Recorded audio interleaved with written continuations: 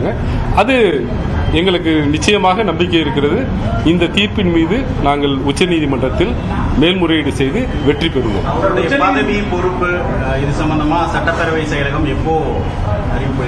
அது உரிய நேரத்தில் அவங்க அந்த நடவடிக்கை எடுத்துருவாங்க. அது ரெப்ரசன்டேஷன் ஆஃப் பீப்புள் ஆக்ட் கீழவும் கான்ஸ்டியூஷன் ஆஃப் இந்தியா கீழவும் என்ன உரிய நடவடிக்கை எடுக்குமோ அதை தமிழக அரசு எடுக்கும். உச்சநீதிமன்ற மேல்முறையீடு செய்தபோது என்னென்ன மாதிரியான சாத்தியக்கூறுகள் இந்த வழக்கு பொறுத்தவரை?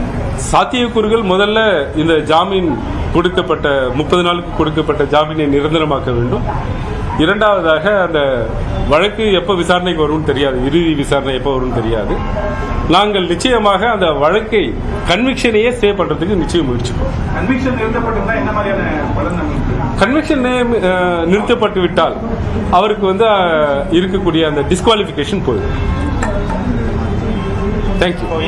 அடுத்தடுத்து செந்தில் பாலாஜி, பொன்முடி, ஆமா, இது திமுக ஒரு இதா இல்லையா, ஒரு நெருக்கடியா இல்லையா? திமுக நெருக்கடி இல்ல, திமுக பலமாக இருக்கிறது. அதை கண்டு பாஜக பயப்படுகிறது என்பதுதான் இதனுடைய காரணம். ஆனா இப்போது வரைக்கும் அமைச்சர் பொன்முடி குற்றவாளி அப்படின்னு ஒரு நீதிமன்ற கருத்து சொல்லியிருக்கு. மேல்முறையீடுன்னு ஒண்ணு இருக்கு இல்லையா, இது இறுதி தீர்ப்பு இல்ல. High court is not the final authority, supreme court is the final. பாஜக அண்ணாமலை சொல்லியிருக்காரு, நேற்று செந்தில் பாலாஜி, இன்றைக்கு பொன்முடி, இன்னும் தொடர்ச்சியாக பல அமைச்சர்கள் 2024 அப்புறம் அவங்க பேர்லாம் இந்த பட்டியலில் வரும், அப்ப பார்த்துக்கலாம்.